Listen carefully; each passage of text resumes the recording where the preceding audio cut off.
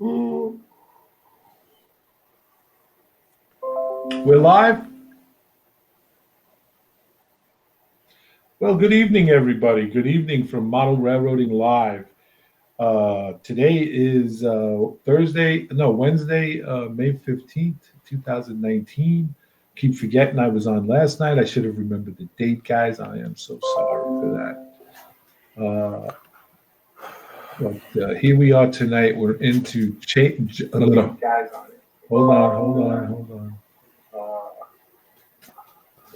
We got a whole bunch of craziness. We were supposed to have Mr. Baronic on tonight on this Into Joe's Train Room, but unfortunately we had some technical difficulties with Mr. Baronic, and we couldn't have him on. I'm having difficulties getting on the phone and stuff like that. So doing this, watching it and seeing myself, which is disconcerting. And anyway, we're in Joe's Train Room tonight. And Joe's Train Room, this is the finale of Joe's series on his series of operations. And with him tonight is Tony Bowen is back with him. Hello, Tony. Hello. How are you tonight? Real good. Good. So we're going to have Tony and Joe. And this is going to be Joe's, like I said, final episode of the 2019 season. He'll be going off for vacation and family things through the summertime, which I don't blame him.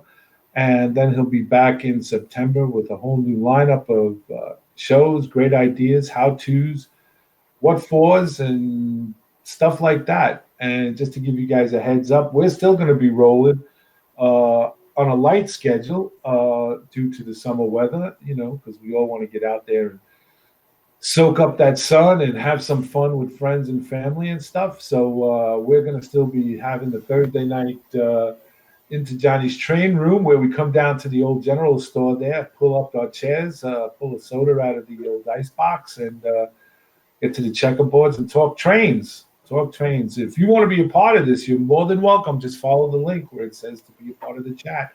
Just like Joe and Tony are and myself are in this right now, you could be in there. All you'd required is a camera for your computer.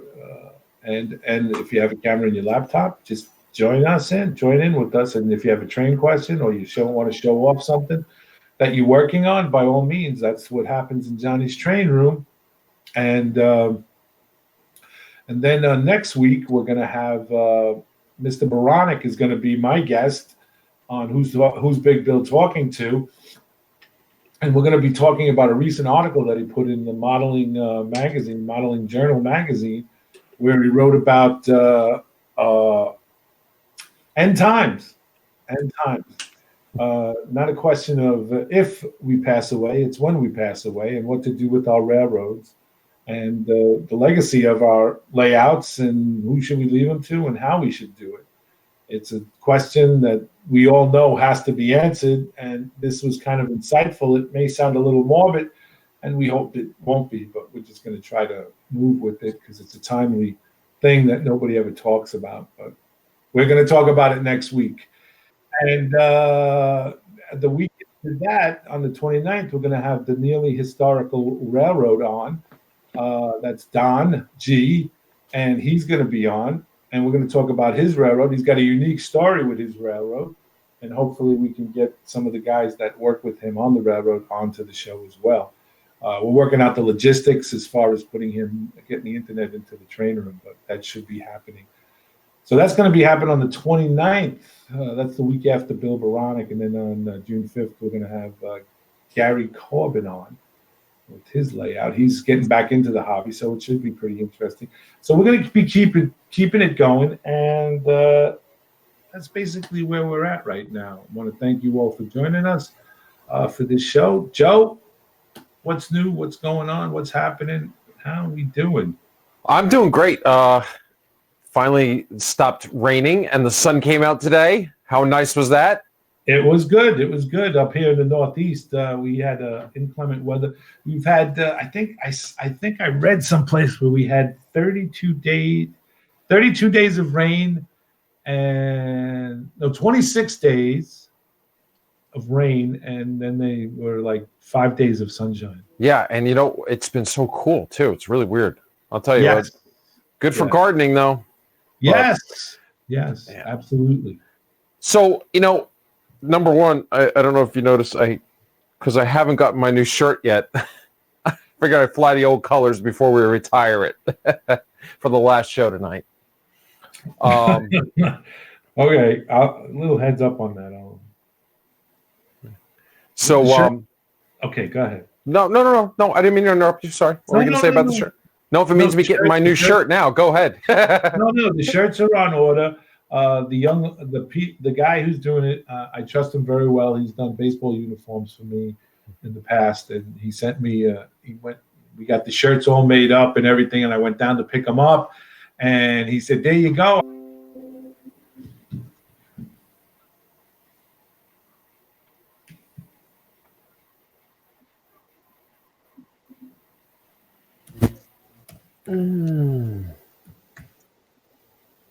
So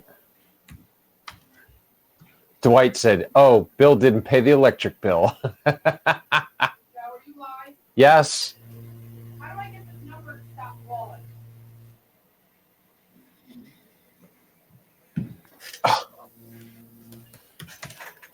I don't know.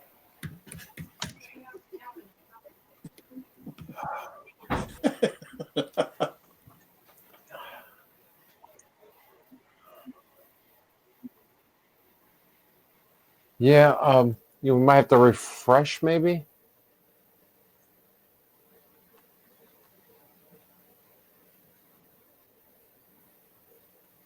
Still saying stream offline.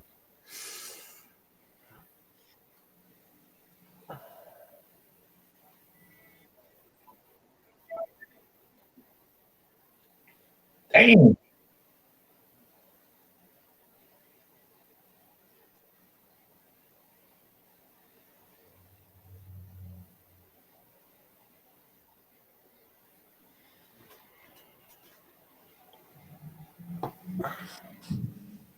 You can hear, you can see me, Dave BNSF N scale.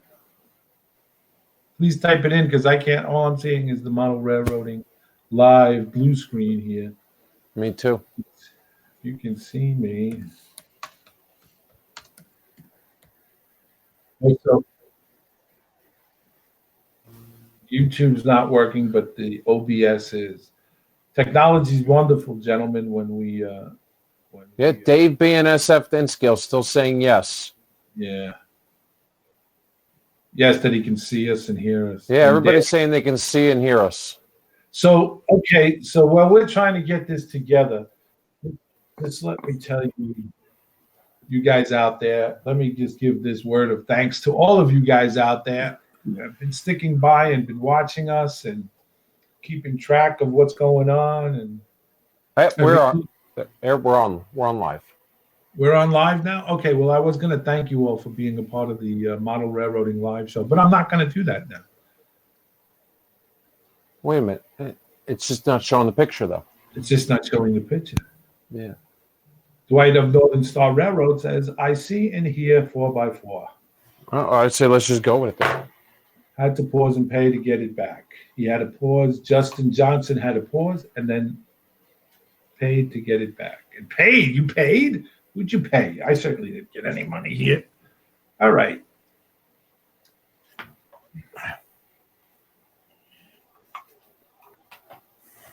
All right, so let's make this a podcast. We can't see that. We can see your questions. We just can't see ourselves. That's all. Not a big deal. Michael Conley says the Facebook links weren't working for me. So let's continue. So Joe, I hope this is not a PowerPoint presentation. No PowerPoint. So what I wanted to do for everybody is, because we had a great season, we did tons of information on operations. I wanted to kind of sit down and recap and just go over everything. And I want to flip the tables, and I want to start asking you gentlemen to answer some questions, put your 2 cents in. And Bill, because you were kind of the silent, pardon me, because you were kind of like the silent partner on the whole thing. You you would chime in, but you really weren't putting your thoughts out all the time. I want you included in on this. So I'll just take it and we'll walk it back through the whole season. So first, let's go back to September. We started off September in the operations part, and the first thing we went through was prototype versus freelance, and that was with the track planner. And unfortunately, he can't be able to here with us tonight. So we'll just carry on. So, Bill, what's your thoughts and your take on modeling in prototype versus freelance? How do you see it? Well, I can go either way. I think I'm a more, after seeing the show, I have to say that I think I would side on, it's a 50-50 split, prototypical or freelance. I'm more of a freelance kind of guy because I like the relaxation of it. I don't like to be bound into something and have to do it prototypically. And the reason for that was because I worked in the subway system, and there's always rules and regulations that had to be adhered to. I apply those, like before moving out, give it a rolling test, brake test, make sure that the iron is set, which for us and not against us, and and stuff like that. But as far as details, of like an order, a train order slip, a thing like that, I'm kind of like, I just want to switch trains and have fun and keep it as close as possible, but loose enough where it's comfortable. Okay. So that also answers part two of the question, was how did you feel about the paperwork? So with the paperwork with you, you kind of like, I can leave the paperwork. You just want to run and have a good time because it seems too much like work for you from the days gone by. Is that how I interpreted that? It's not that I guess in a way, I don't want to, I think each one has its place in the hobby. I just am not attuned to doing, like filling out and, maybe a bad order car kind of deal, but to say, okay, this is what's got to be done, and here's a train order sheet, and this is a new order, and you got to adhere to this, and track so-and-so is out of service and we got to run around. That if I was with guys who knew how to do that, that would be a plus. But if I don't, I just want everybody to have a good time and basically, come back, the following month, But so like Tony, I think it has a place, Yeah. So Tony, so we know you model a prototype, but now looking back at that episode where we talked about prototype versus freelance, what are your thoughts on the whole thing? Well, my layout is based on a prototype railroad, but the area when I pulled out like track diagrams and that, I had to use some, compression for space for some of it because my bench work is only a foot wide. There were some industries that I kept, but I had to flip-flop their orientation to make them work. And part of that was if I got rid of those industries, it would make the railroad pretty dull. The operating aspect of it would be less because there wouldn't be the industries there. So I used kind of that modeler's license to say, okay, yes, there was let's say a Swift poultry plant in this town, and it was on the west end, but I don't have room for it on the west end. So I had to, make some room for it maybe on the east end because I had room. Okay. And so, I kind of use that freedom of that modeler's license to say, yep, it's a prototype layout, but I'm not 100% modeling it to every exact location. And it was at this street and, the switch was this. I just couldn't do that because of essentially space constraints that I had. So I tried to incorporate as much as I could, but had to use that modeling license. Okay, so are you saying if we want to get technical with classifications and putting terms on it for everybody, would you say you're more of a proto freelance model railroad? Proto Freelance would be a great way to say, yep, the towns on my layout, they are the towns, but are they modeled prototypical to exactly that? No. Okay. So what about your traffic scheme and stuff? Is that prototypical, or do you also use a lot of modelers licensed with the traffic scheme? The traffic scheme for the main line is prototypical right on. My Awesome. local turns, they are not. But I wanted those local turns to add those other elements for operators. Plus, I'm a big lover on operating a local, so I wanted to have them there just for my own sake, knowing that I could come down here and instead of running a mainline train, I could just run a local on the lower deck or the upper deck of the layout. And so your thought on the paperwork aspect, car cards, waybills, and switch lists. Yes, no, is it needed? Is it not needed? What's your thoughts on that? I feel it's needed. I mean, for mine, modeling in the 1950s, I feel there needs to be some element of order to the railroad. The other part of it is I want to prolong the operating session. So prolonging that operating session might mean I have a crew whose train orders are null and void, and they're waiting for new orders to be written. That happens.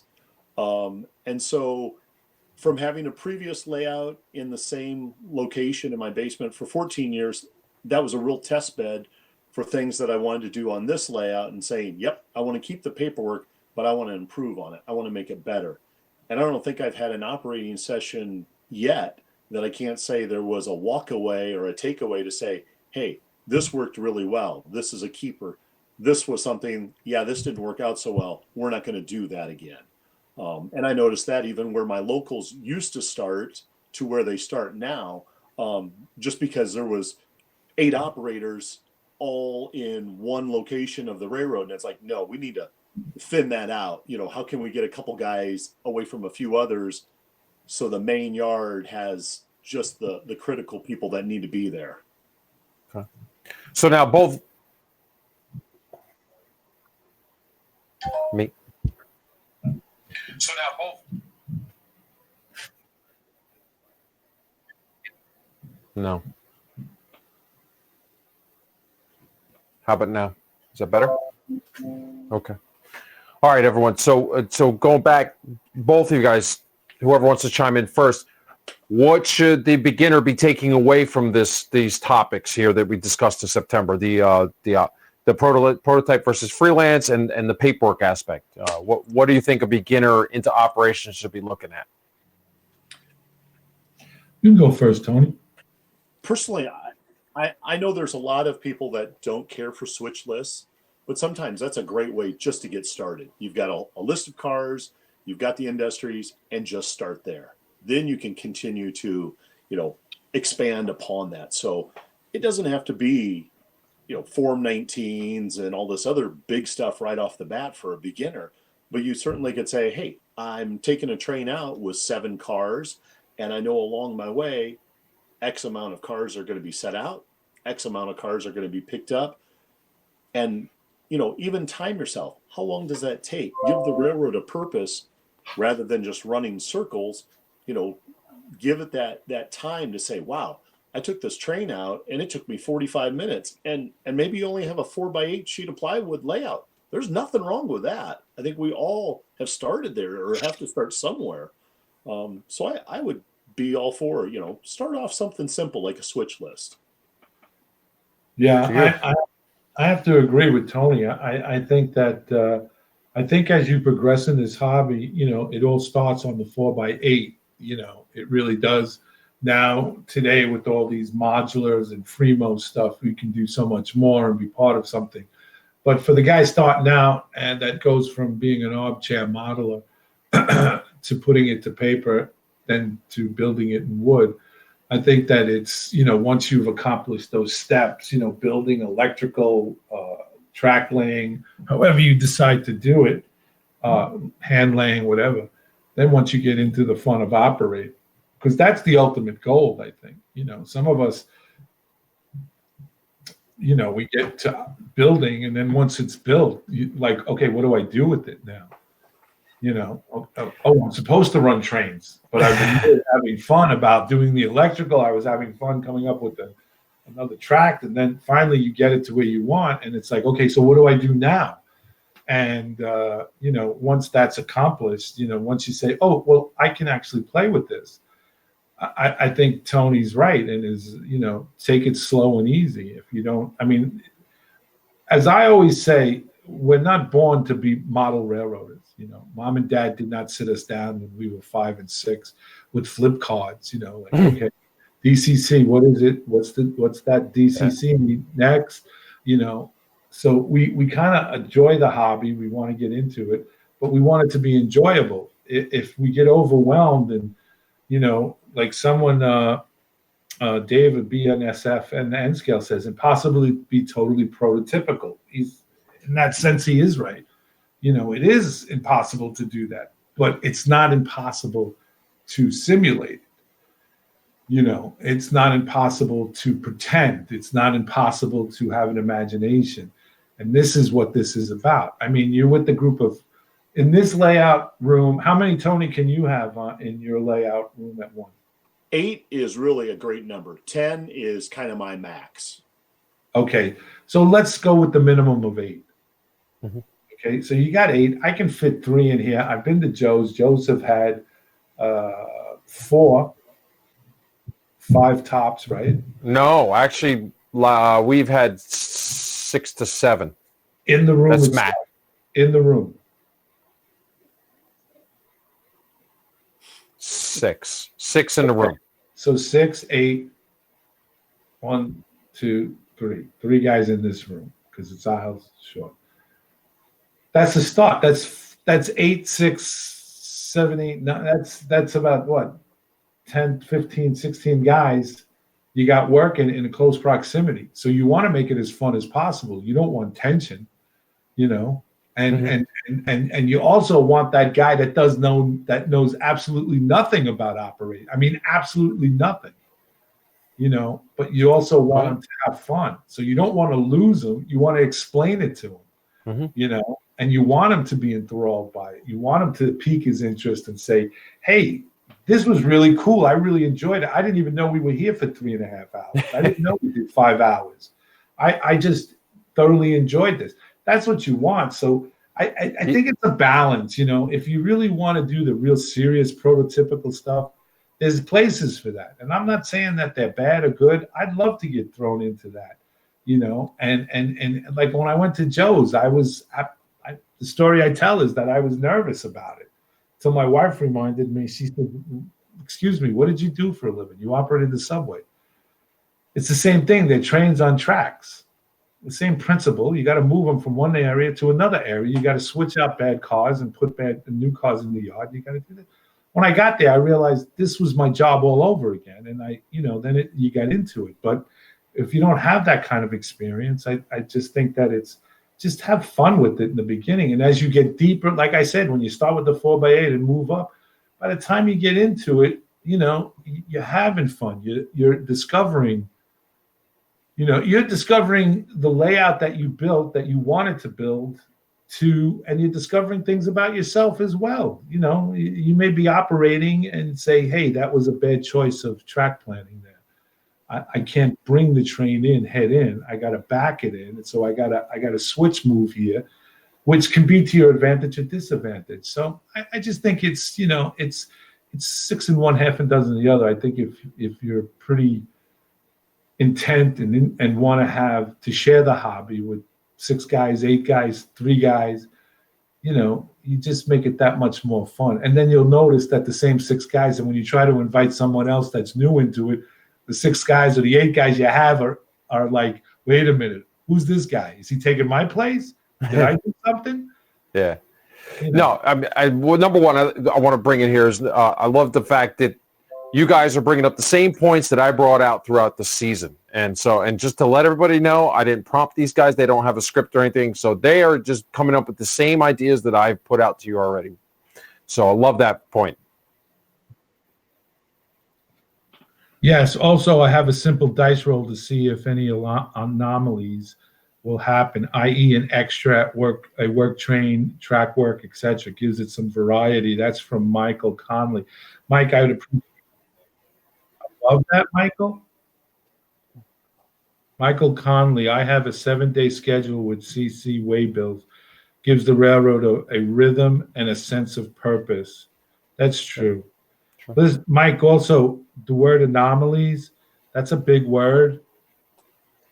Big, the biggest word I know is delicatessen. So if you could be so kind, because I'm not that smart. I could have been the head of the family, but So the other thing I wanted everybody out there on the feed, you're watching stuff. If you don't know what a term means, you don't understand a topic, you don't understand it, please chime in because we want some interaction here. I want you guys to learn stuff too as we're going.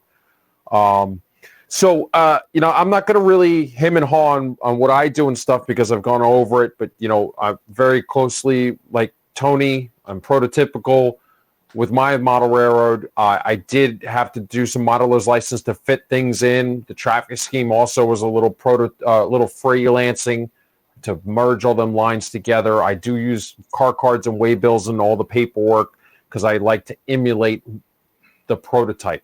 But the last point I'm going to make on this topic before we go on is, Bill brought up a big thing that I think he was talking, and I want to key in on, is we got to don't be afraid as model railroaders to pretend, to have fun, because it is a hobby, So, don't be afraid to do that. And, I think as model railroaders, we kind of get into this mindset of, oh, I need to be official and prototypical, and I don't want to seem like a little child playing with trains. But overall, we do have to get back to it. Is that's what it's all about? It's about enjoyment. It's about having fun, playing, role playing, using your imagination. So I love the fact that Bill kind of keyed in on that when he was talking.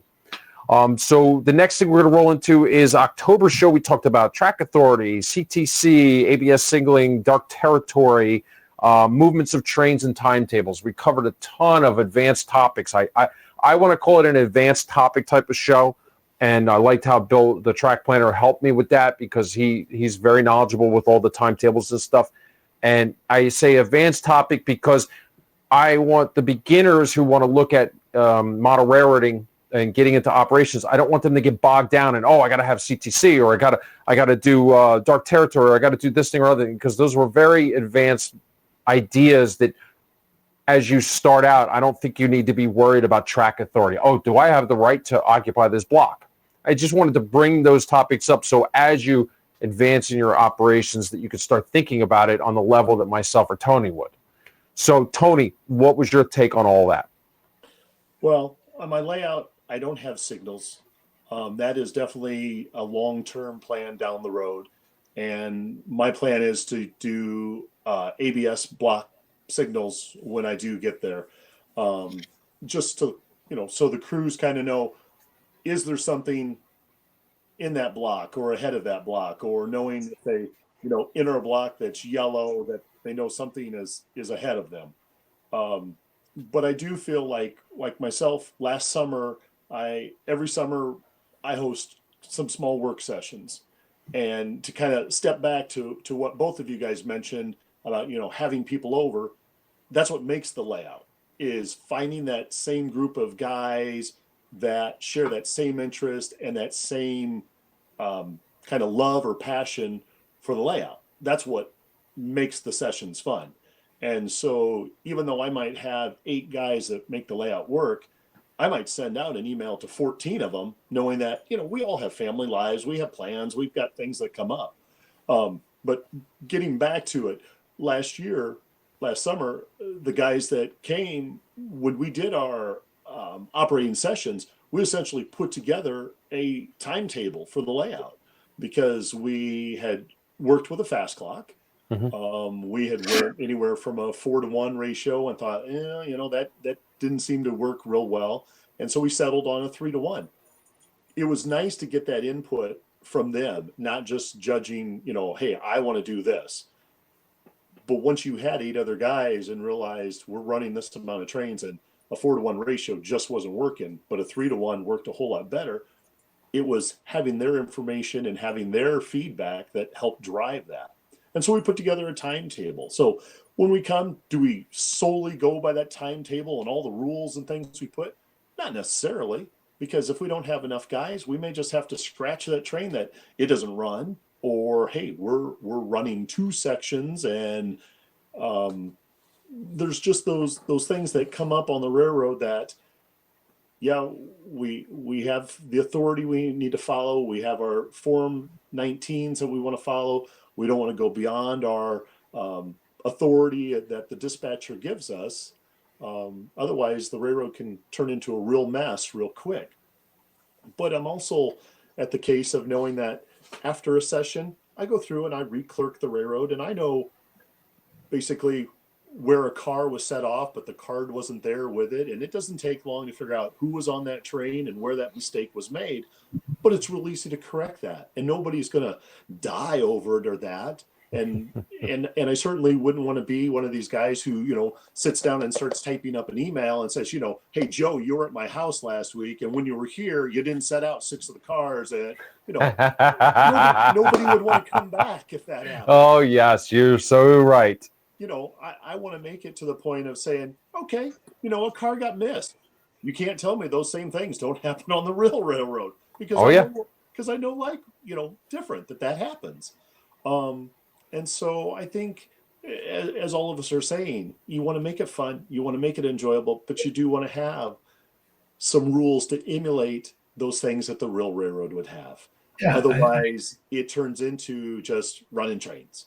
Right. And sooner or later, running trains, somebody's train's going to rear end or run into another, and you don't want that. So, well, that's why when everybody comes in, and anybody who comes to operate in my layout, as they walk through the door, I hand them a urine cup. You love that. So if they derail or there's an accident, it's a mandatory, urine test, and there's no absolutely no ice cream afterwards, or pie or coffee. Yeah, but so Bill, any thoughts on all of that advanced topics? The track authority and all that stuff. Did you have any thoughts? I thought it was, again, I thought it was intriguing to, the CTC thing and the whole 9 yards of it. But again, I fall on the side of Tony. That you have to have rules and regulations operating your small fiefdom here, because if you don't have, you can't have chaos. You can't have guys like, you'll get some guys that want the trains to go really, really fast. They don't want to do prototypical speed, and stuff like that. So you have to have some sense of order. So from that October show on the advanced things, I gleaned some stuff away from that. But just to round out the playing, if you will, on my end here, incorporate it, because I agree with Tony. There's got to be some sense of organization, because I got a few friends that come over that they just want to take the train out of staging. They want to run it around, take the engine as it goes into, because I have a point to point, take the engine out, put it on the other side and run it back, and then say, oh, that was great. All right, Bill, can I have some coffee? And just to interject, don't you feel though sometimes those rules also have to change up with the experience of the operators you have? Yes. Yes. That's been the experience I have, that, if I had my regular crew here that have operated multiple times, we don't have to have near the conversations at the start of the operating session, because they know the flow of the railroad. Right, exactly. When you have those newbies, you might not want to flood them with a bunch of information, but just give them the basics. Exactly. Or a lot of times what we could do is, I would almost opt to say, let's run less trains, but pair a new guy up with a veteran, just so they get a feel and a lay of the land. Exactly. I have 2 guys that come. One guy is a guy I worked with, and another guy isn't. He didn't work for the city, the transit authority, and he's a model railroader. But when we got in and we had 3 operating sessions together, on the 4th one, it was seamless. They came in, because I left it the week before, just as we had left it the night we finished. So when they came in, it was like, we were joking and bantering around. And then, we just seamlessly came in and everybody assumed their position on the railroad and just picked up from where they were.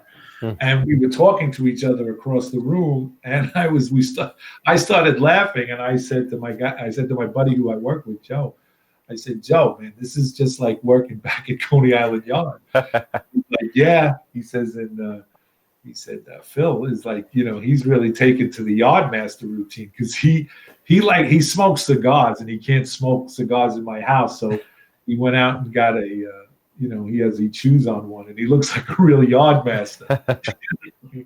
So, but yeah, it's good. And like I keep telling everybody who comes over, if you guys make a mistake, like when the newbies come over, the new guys, I tell them, listen, if you make a mistake, that's why they put erasers at the end of pencils.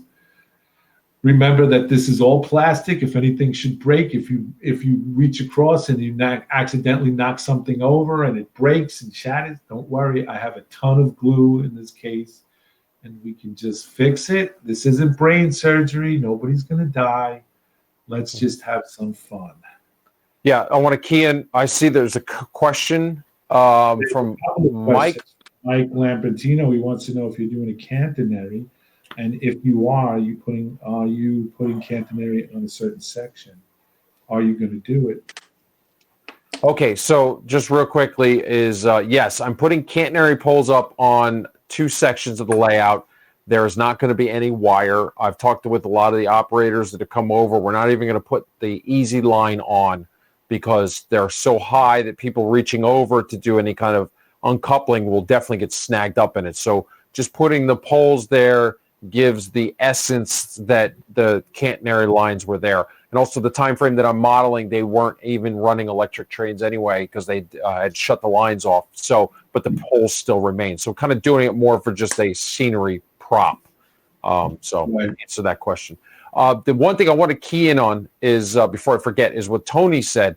And that is, when you're building a layout and it's you put your heart and soul into it and you're kind of coming up with this work, the work plan and the schedule and the car cards and all the research goes into it, and you've got your heart and soul in it. You got to be able to step back and say, when your operators say this isn't working, you really that was a big hit for me after the first session, the second session, when guys are like, this isn't really working. We need to change this up, and I'm like, in my mind, I'm like, wait, but that's the way I want to do it. But you got to remember, you got to make it enjoyable for everybody. So, be willing to roll with the punches and make those changes, because otherwise you're going to be running trains by yourself, and it's going to be kind of boring. So that was a good point that Tony brought up. Any more questions, Bill, that we missed? No, Martin, 1107. Good day to all in MRL land. Good day to you, Martin, in Down Under. Right on. What else? Who else? Michael Conley said something different is happening. An old Dwight of Northern Star says an old friend in Staten Island long ago reminded us that we're playing with toys. Very true. Very true. Okay, so now we're moving into November. This was a fun show for me. I thought I brought a lot of information out to everybody. We worked at adding operational interest to your layout. Once you get it set up and you're running, how can you make it a little more interesting? How can you slow it down and all that stuff? That's what we talked about. I brought in the concept of the scale track, setting speeds. Bill Bronick was going over, and how just making sure you don't have those guys running those trains at Mach 2 to run through the session. That was a good point. Defect detector cards, setting up a defect detector or using event cards, staging yards, the use of staging trains to bring them on to slow your sessions down. And I also went briefly over that train crew app that everybody always asks about. So, Tony, any big hot topics that you saw in November that you want to chime in on? You've hit on all of them that are on aspects of my railroad. The biggest thing that I have are other railroads that I would like to incorporate into my own layout for interchanges and that. detour trains, maintenance away that would prolong a session that, a detour train might, let's say, travel over my railroad that wouldn't normally, but let's say their trackage is flooded or whatever the reason might be. They're not going to set out cars or pick up cars necessarily on this foreign railroad, but they're certainly not going to be the high priority to get over the railroad. So they might be, sitting in a siding, move a little bit, sit in another siding in that.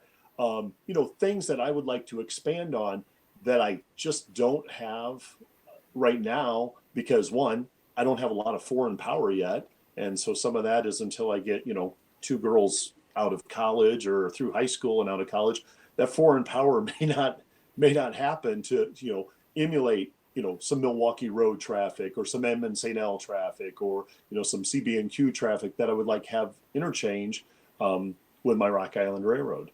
But I would already envisioning, I would like to go there to kind of prolong those operating sessions, to add to those operating sessions and that.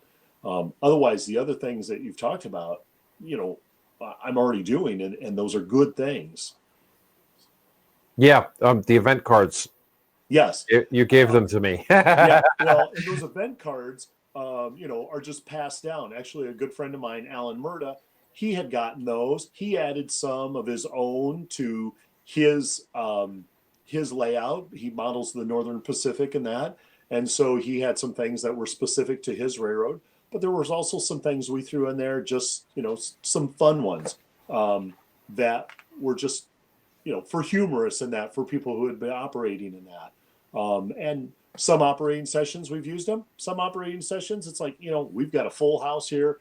We don't need to throw those whammies into the session. So, Yep. So they just kind of, aren't used. Bill, thoughts? Well, I know you have a scale because you showed it.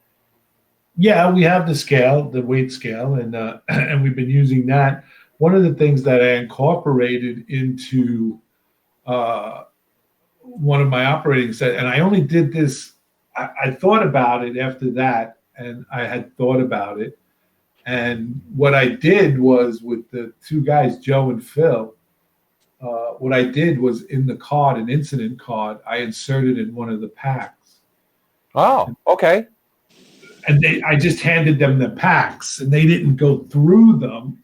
It's not a requisite that they check the train because they were picking up from what happened the last time, so they were taking the card. But I just handed and put an incident card in Joe's, who was switching out the coal thing. And in the incident card, what I did was on the lead engine, I gave him stuck brakes. Ah, okay. So now he had to talk to the yardmaster and get another engine to come out. Literally, they had to work that scenario out. So they did. We kind of like brain trust over it, to be really honest with you. It wasn't like, okay, disconnected. I kept emphasizing. I said, this is stuck brake condition on an engine. You got to figure out why it's stuck, what's going on, and that's your scenario. Just don't assume you can move it because you could derail it. If it's a stuck brake, on what trucks are they stuck, and there's a way to get them unstuck, I said, and they knew that. But I said, you got to figure this scenario out yourself. Like, what are we doing? So we really had a brain trust going here for about 30 minutes, talking about it, because Joe was like, okay, if we did, and then he related to his own experience, what happened. And I said, well, then let's go with that one. So cool. He says, then he got annoyed because then he was like, yeah, but that's going to take time. I said, we're retired. Where are we going? So, once we did that, then we, switched out, and the yardmaster got the diesel out and the whole thing, the maintenance, it was like intriguing. So that's one of the things I've incorporated into operation. It's like throwing something, like you said, Tony, throwing something, in there, making it fun and, and stuff like that. And it's interesting, because afterwards, after we got finished and we were outside having coffee in the dining room, the conversation came up. What should we do? How should we handle stuff like that? How did we handle?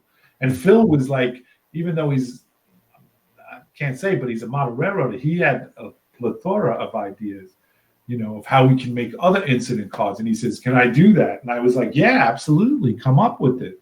Make something up. It doesn't have to be. It can be anything from the serious to the, the ridiculous. If we can do it, we'll do it. We'll play with it."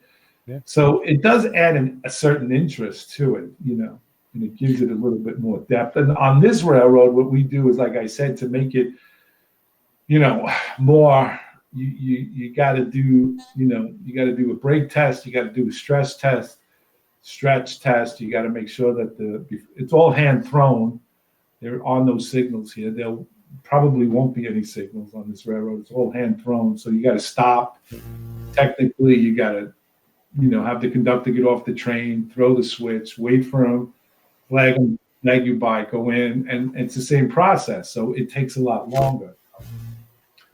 I'm trying to see if we have any questions here. Yeah, I saw one from Mike Lambertino again. It says data all. Train guy 1975 asked, "Do you use yellow boards and yellow red boards?"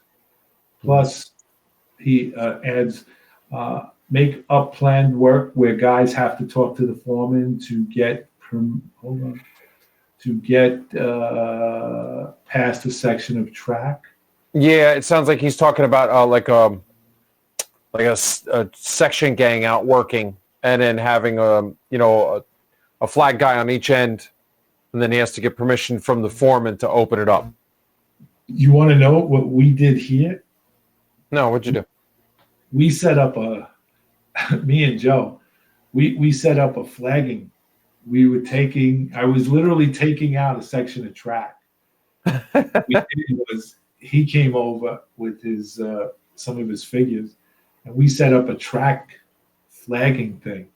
And he got really into it, and he scaled it to what the flagging operation would be.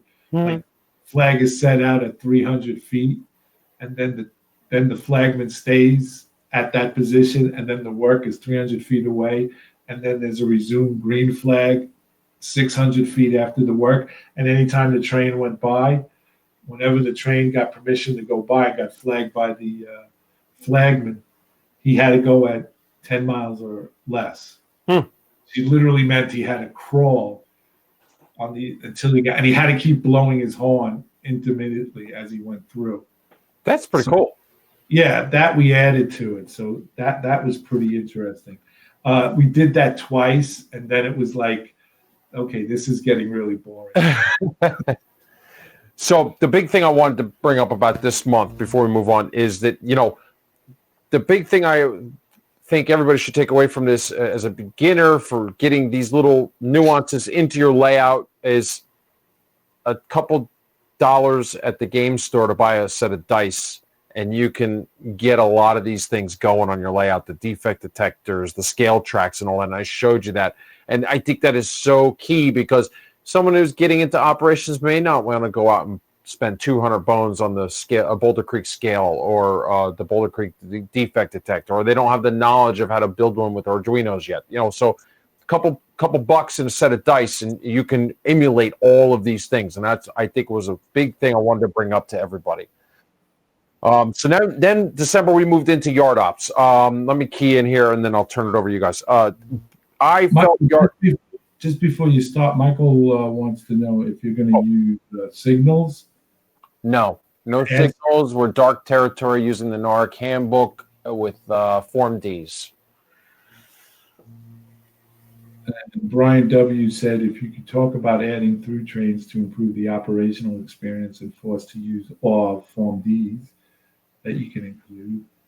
Let's say.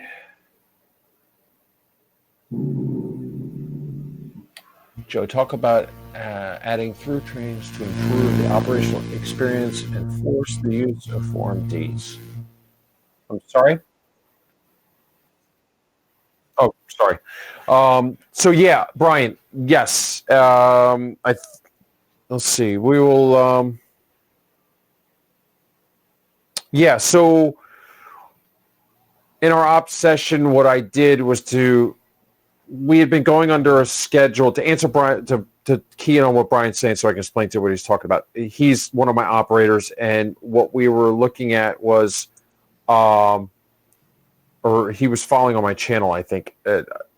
We were running our schedule, and I decided to flip everything on everybody. Instead of running 7 local trains, I said, hey, we're going to run 3 locals, and then we're going to run a bunch of run-throughs. And I had about 4 or 5 run-through trains keyed up, and then we were just doing it on Form Ds to bring them through. So, and that totally made the session totally different and new and fresh, and kept everybody interested. So, yeah, I think that's a great point. Is just don't be afraid to switch things up and start running some something a little different. So going back to our next thing is we're talking about yard ops. Key here, I like yard ops. So that was a fun month. We did that with Tony. I showed you how I ran my Browns yard, and Tony showed you how he ran his yard in Grinnell. Yep. Grinnell.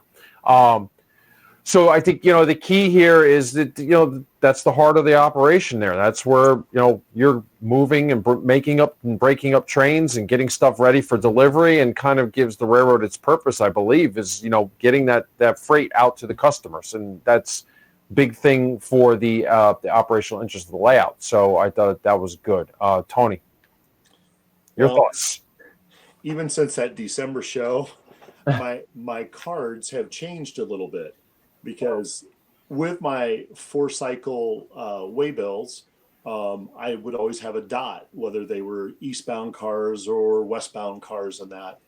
And after going to a clinic here in early April, there was a gentleman that presented, and he had said, the thing that we keep forgetting are those towns that are on our layout.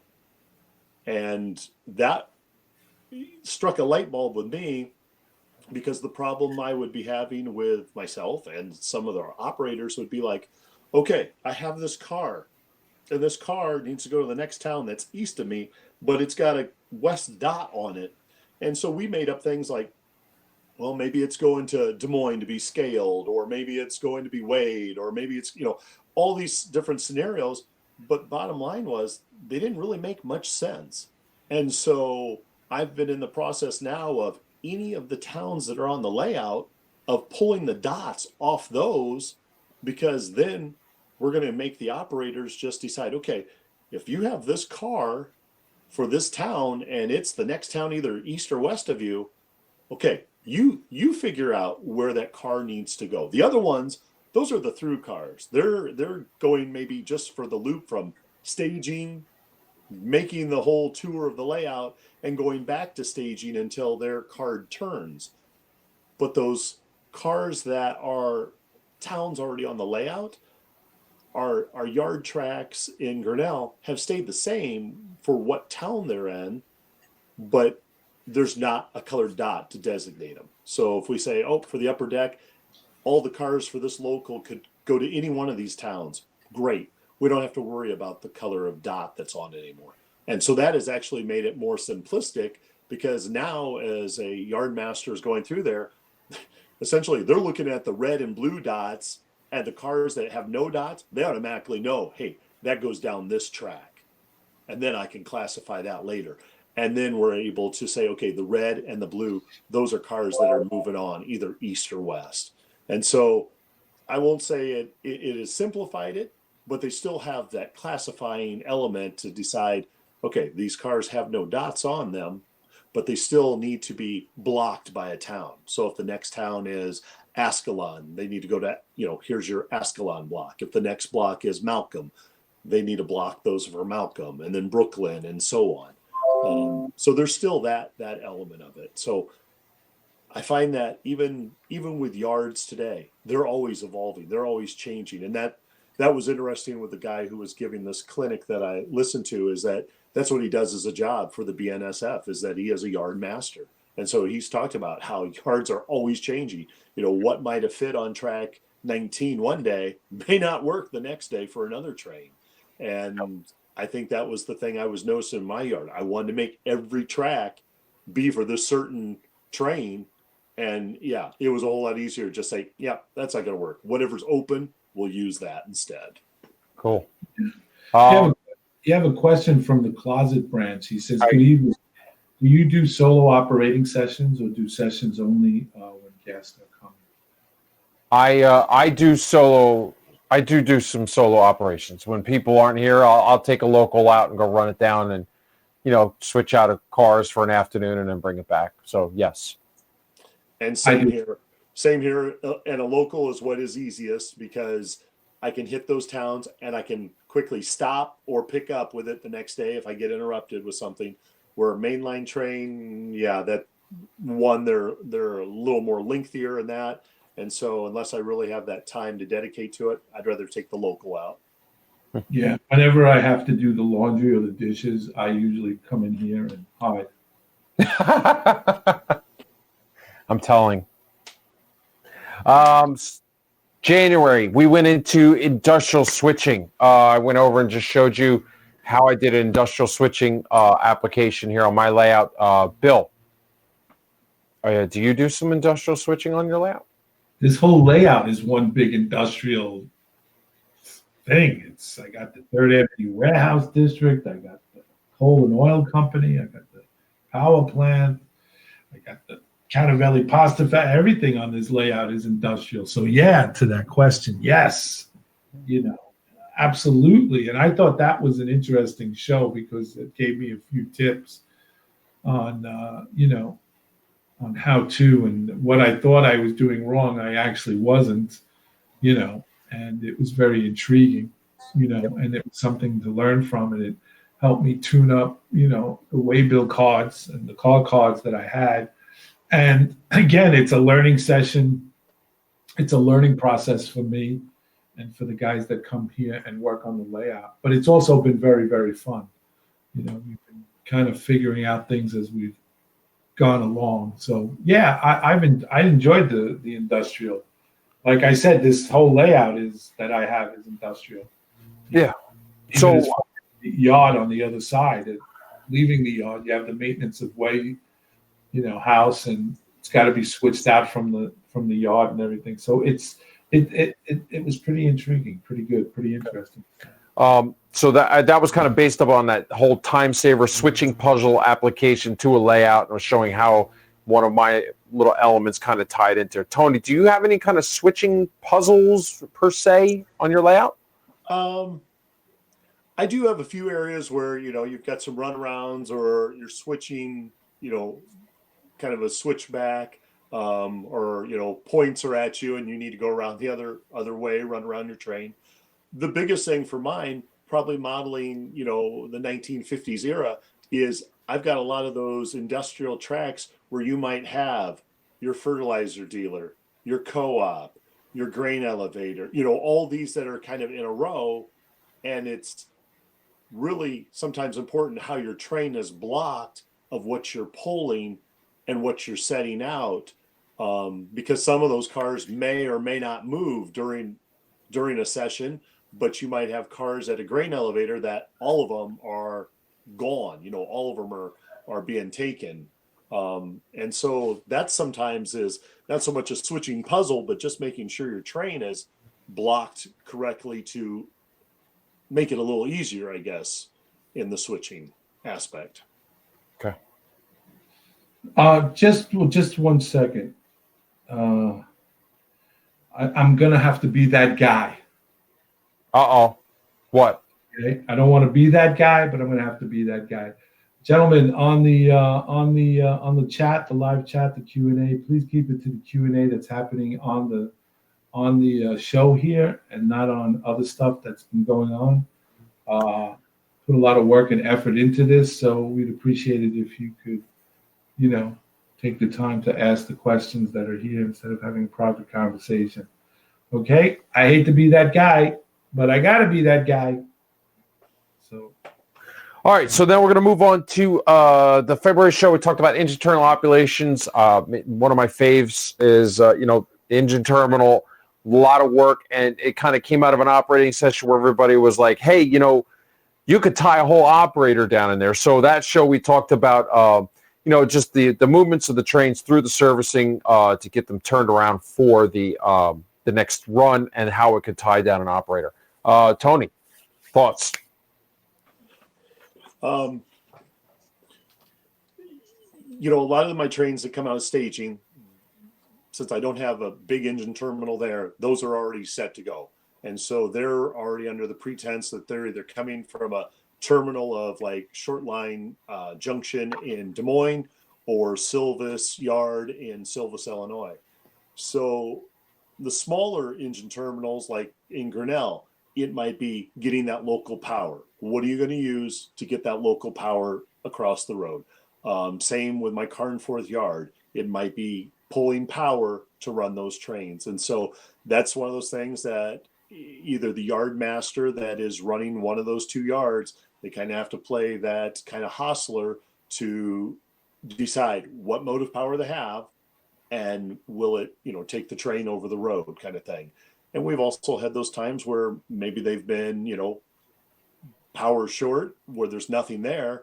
And so we've had to, basically move power to get it to them to get a train over the road. And so, right. That's kind of cool stuff to have that we didn't purposely plan it. Say, oh yeah, there's always going to be Jeeps or F units or, everything at this terminal at your disposal. Yeah. And unfortunately, we've had a few times where, everything got in Carnforth Yard, but nothing came back. And so sometimes, just running, a set of locomotives up to that Grinnell Yard so they can get a train over the road has been the reality. And it makes fun for also, a different scenario in the operating session. Cool. William, thoughts? Well, as I said, I'm on a learning curve here. So in the beginning, Okay, so did you learn anything? Yeah, I did actually. And what I did learn was I have a number of foreign power that I run because I treat the railroad as it's part of a national railroad. So when they come into the staging yard, there's a lot of foreign, engines that are pulling this merchandise. And what I was doing was trains would come in and then I'd have them serviced at the maintenance yard. So I had made up this special pack, these other cards for that. Then I got to talking to, Steve Atwell one day, and we were talking about it. And I told him the situation. And, he said, well, normally you would never service a foreign engine at your local facility. That would be up to them. That would be up to your railroad, the South Brooklyn Railroad would be tending to its own. Whether it be hot journal boxes or the diesels are in for maintenance, because with the South Brooklyn, it's a lot of switching engines that are used, doubled up or pulling and pushing. But the foreign bigger engines, they would go back to their respective terminals. Okay. So that was really a good piece of insight. But then as I talked it over with the guys that we were, doing the maintenance, the one guy that was in charge of the maintenance facility and getting us ready to, like Tony said, what's available, what's not, because I gave him the discretion of like, okay, you tell us what we can use and what we can't use, and let's make it interesting. And so, but we decided to keep that in because it added an element of if you want intrigue for that guy, for the guy operating the maintenance away thing, because then he had this extra, diesel engine, 2 extra diesel engines that were coming in and had to be taken care of because they had to be on the turnaround when that stuff, if it came back. So, cool.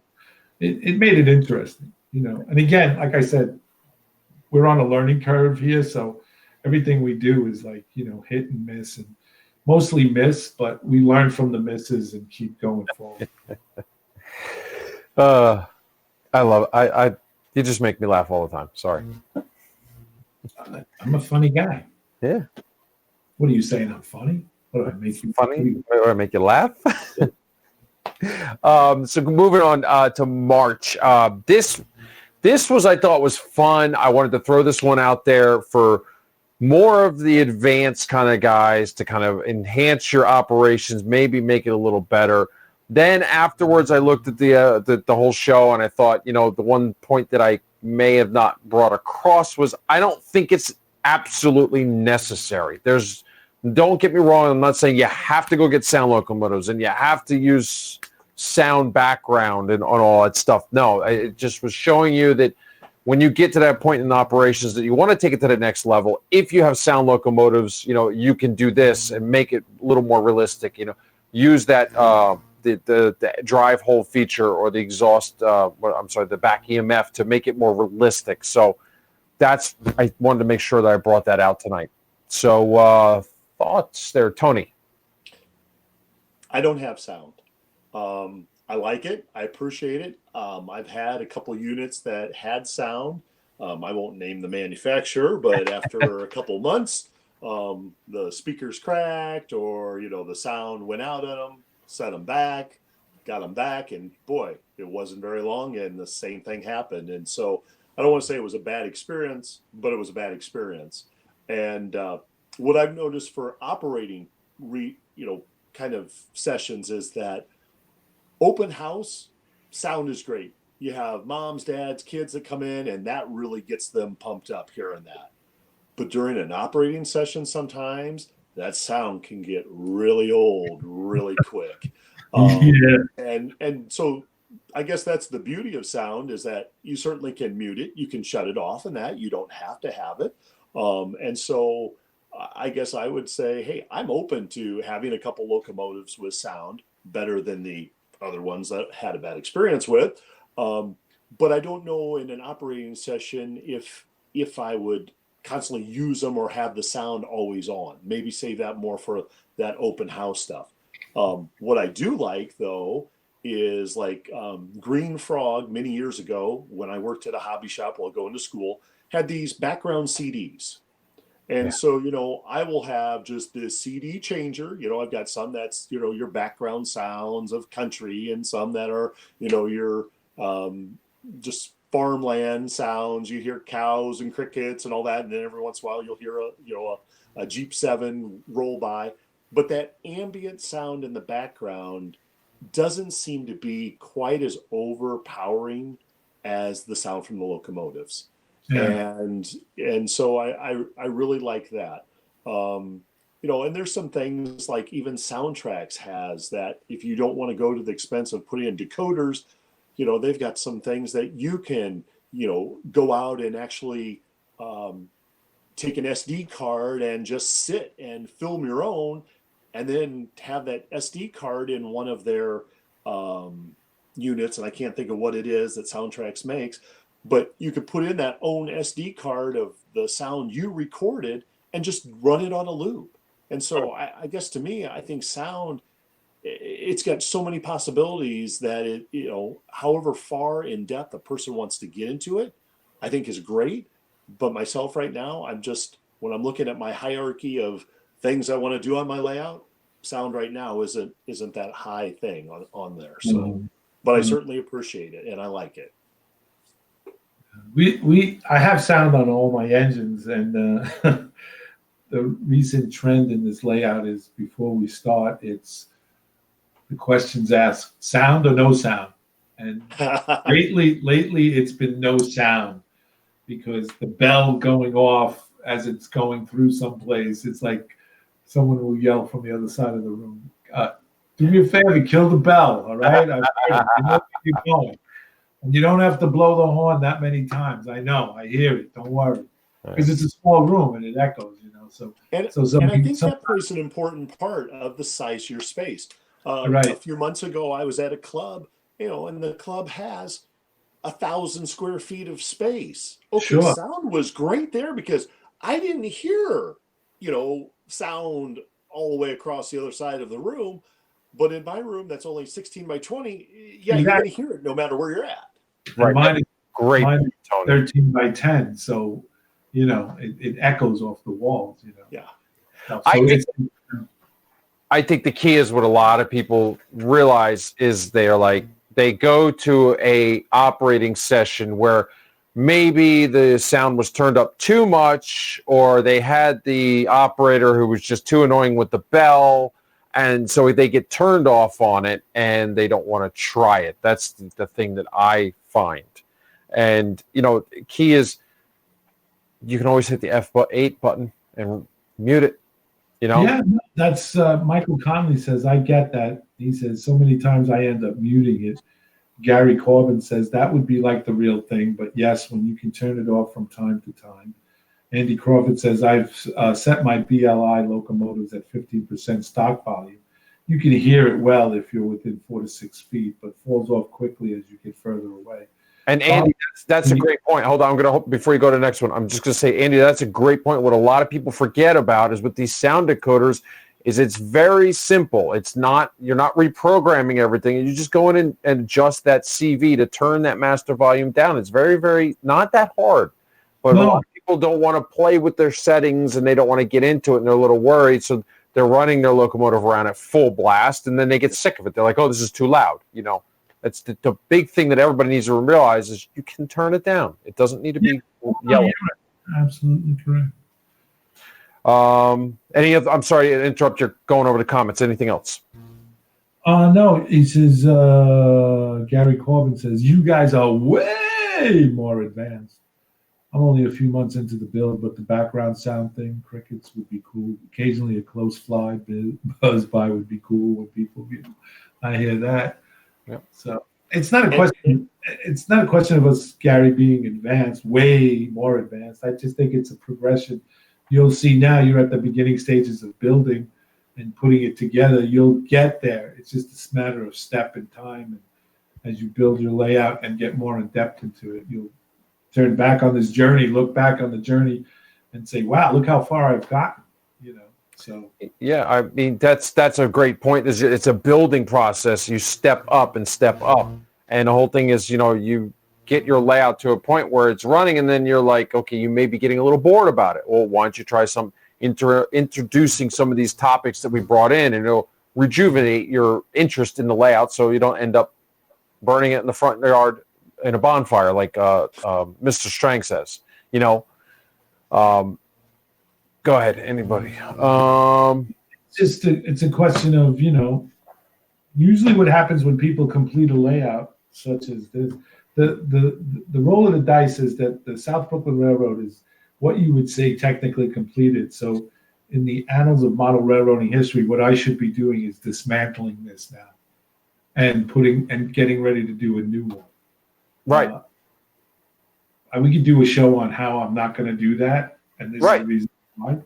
That is great. You're right, Bill. There is this fallacy out there that once you build it, that like you should be in a constant state of construction, and once you're done and it's finished in your eyes, that you got to tear it out. No, we just had that discussion in an op session the other day, and I was like, we were discussing, and I don't remember how I got on topic. I was like, oh yeah, well, eventually it would be cool for another layout to try. Would be do this, and everybody's like, oh, when are you going to do that? I said, no. Let me re-explain this. I'm going to finish this layout, and then I guarantee you 5 years before I do anything else. 5 years just to enjoy everything. So, yeah, I don't think that is the case. You don't need to be in a constant state of construction unless that's your thing. Yeah, it said, Gary, what does it say here? Just to finish up. Little by little, Gary Corbin says it all comes together. And Train Guide 1975 says, Tony, don't you have the area where you push a button and hear cows? Gary says, just like okay, that was another thing. But he says, yes, planning on a farm area, cows, hogs, and noises would be a cool touch. Prior to that, Andy Crawford says, yep, one setting, I get it. If you're programming from throttle, but JMRI Decoder Pro for the win. One setting to change the volume, play with it, and find the right volume for you in your room. True. Keep in mind on the Proto, you can't hear a loco from many, many miles away, so keep sound to scale with some selective compression given your space. Interesting topic. I like sound that. Respect to appropriate scale sound properties. And that goes right back to what Joe was saying, is that take that percentage of that volume down, because I've been to some layouts that you can hear it before you even at the top step coming down into the basement. and so it's way too loud. Yeah, it's true. It's true. Bob, the Bob's N Scale Man Cave says, I'm always Mancavian. the Mancavian. I'm always constructing right now, but I'm dragging out a bit. Still need to do scenery more though. Dave B, it's all about what makes you happy. True. Dale, PRR guy base. I burn real coal sometimes with steamers. Well, there you go. It must be nice for the wife to come home to a blackened ceiling. But, And then so last thing we went over this year is April. We went over the local turn. That was me and Tony's show, and we talked about the meat and potatoes. Getting out on the road and making the deliveries. What are you laughing at, buddy? Dale PRR guy says, yeah, it's to get the smell and the cinders and Okay, that's funny. I'll laugh. Just that's the meat and potatoes of the railroading right there is the local, getting out there and delivering. And the key that I showed you there was that it doesn't have to be on a big layout. It can be on a circular track. And just by replicating, doing some laps to get some distance between, home territory and your industry. And I think it was a good little segment there. So, guys. Well, that's the one thing Oh, go ahead, Tony. I'm sorry. Yeah. That's the one thing I like when I'm running the railroad by myself is that local, just for that same aspect that I could go from one town, from staging to one town, and maybe that's all I do one evening because that's all I have time for.